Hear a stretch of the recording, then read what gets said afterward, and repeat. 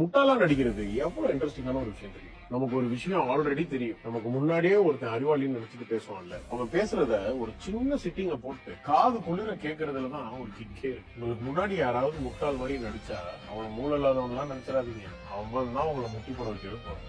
ஏன்னா நீ முட்டாள்னு நினைச்ச ஆள் தான் உன்னை சைலண்டா வாட்ச் பண்ணிட்டு உன்னோட பலம் பலவீனம் எல்லாமே உனக்கு தெளிவா தெரியும். ஆனா அந்த முட்டாளோட பவர் மட்டும் என்னன்னு உன்னால ஜட்ஜ் பண்ணவே முடியும். உன்னை பத்தி எல்லாமே தெரிஞ்ச அந்த ஆளு லைட்டா மூளையை போட்டு கசக்குனான்னு வை, கம்பியும் உன் நிம்மதியே போயிடும். எனக்கு எல்லாமே தெரியும்னு ஒருத்தன் நினைக்கிறான்ல, அவன் தான் காமெடியே. தான் தெரிஞ்சுக்க நிறைய இருக்குன்னு ஒருத்தன் ஹம்பிளா இருப்பான், அவன் தான் கதைக்காரன். எங்கேயோ ஒருத்தன் முட்டாள் மாதிரி யோசிச்சு வந்த ஐடியா தான் இன்னைக்கு நீ பாக்குற பேசும். கிரேசியா யோசிச்சு வந்த ஐடியா தான் இன்னைக்கு நம்ம யூஸ் பண்ற ஐபோன். என்னைக்குமே ஒருத்தனோட அப்பியரன்ஸ் அண்ட் ஆக்ஷனை வச்சு ஜட்ஜே பண்ணிடாதீங்க. ஏன்னா அவனுக்குள்ள மறைஞ்சிட்டு இருக்கிற அறிவை நம்மளால பார்க்கவே முடியும். அவன் உன்கிட்ட காட்டுற வரைக்கும். So be open, B humble.